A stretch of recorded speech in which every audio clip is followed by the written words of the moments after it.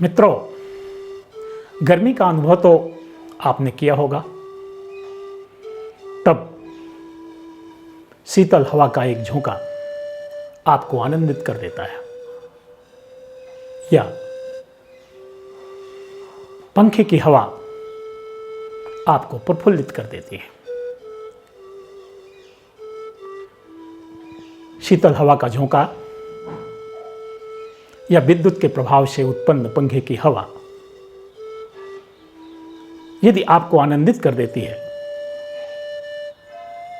तो इन शक्तियों का जो स्रोत है उसका सानिध्य आपको कितना आनंदित कर देगा। समस्त शक्तियों का स्रोत जो हमें आनंदित करती हैं, ईश्वर परमानंद का स्रोत है। तो हमें निश्चित रूप से उस परमानंद के स्रोत ईश्वर का निरंतर गायन करना चाहिए, चिंतन करना चाहिए, स्मरण करना चाहिए। अब मैं ना रुकूंगा, गाऊंगा प्रभु प्रेम के गीत सुनाऊंगा। अब मैं न रुकूंगा, गाऊंगा प्रभु प्रेम के गीत सुनाऊंगा। गायन ही मेरा धर्म कर्म, मेरे जीवन का जटिल मर्म। अब मैं न रुकूंगा, गाऊंगा जीवन भर गीत सुनाऊंगा।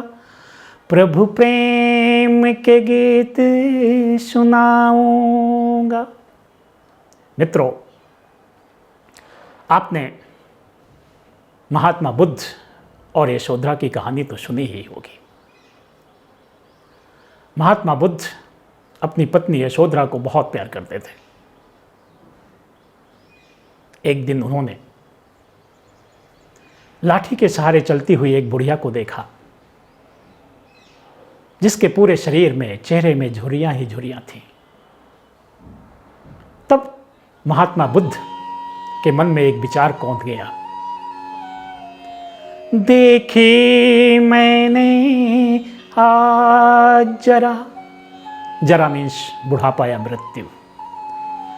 देखी मैंने आज जरा, क्या ऐसी ही हो जाएगी मेरी यशोधरा।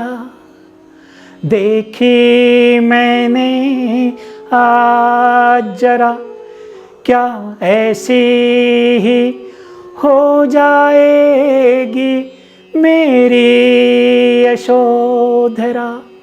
सूख जाएगा क्या यह उपवन जो है आज हरा।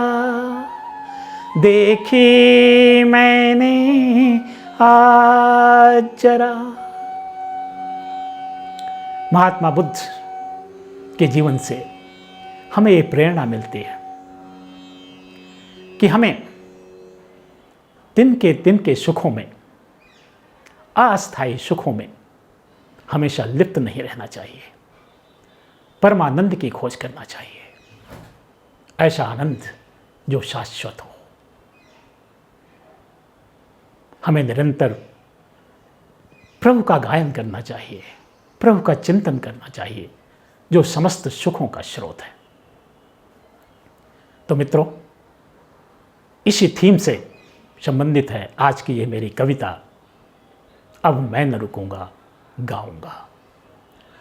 अब मैं न रुकूंगा, गाऊंगा प्रभु प्रेम के गीत सुनाऊंगा। गायन ही मेरा धर्म कर्म, मेरे जीवन का जटिल मर्म। मेरे गीतों की बौछारें अब प्रभु तक नित पहुँचेंगे। मेरे गीतों की बौछारें अब प्रभु तक नित पहुँचेंगे। बौछारों से भीगे प्रभु की छवि मुझ तक नित पहुँचेगी। अब मैं न रुकूंगा, गाऊंगा प्रभु प्रेम के गीत सुनाऊंगा। बौछारें प्रभु की काया में हीरे मोती की लड़ियों से। मेरे गीतों की बौछारें कुछ उष्ण उष्ण कुछ शीतल सी, कुछ उष्ण उष्ण कुछ शीतल सी। नन्ही नन्ही फुलझड़ियों से बौछारें प्रभु की काया में हीरे मोती की लड़ियों से। बौछारें प्रभु की काया में हीरे मोती की लड़ियों से। कुछ उष्ण उष्ण कुछ शीतल सी।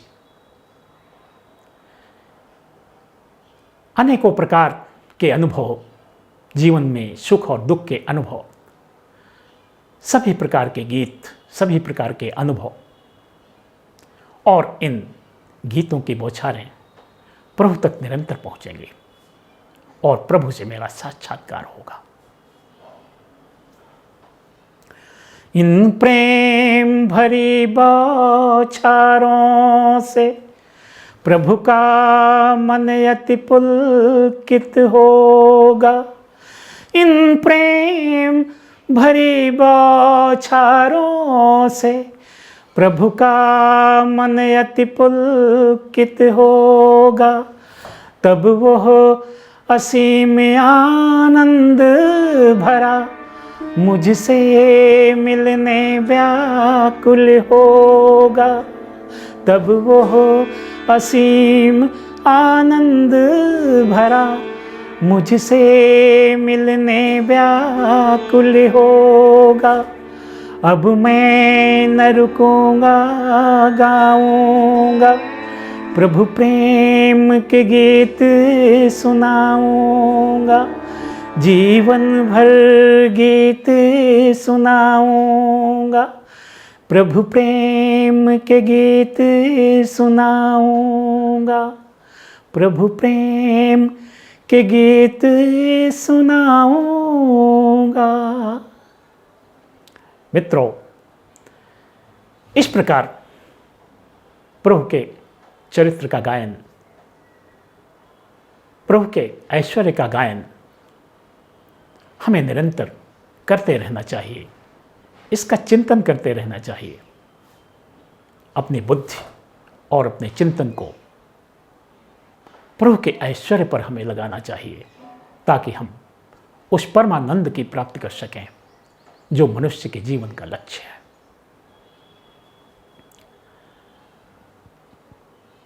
भगवान श्री कृष्ण ने गीता के 12वें अध्याय के 8वें श्लोक में कहा है,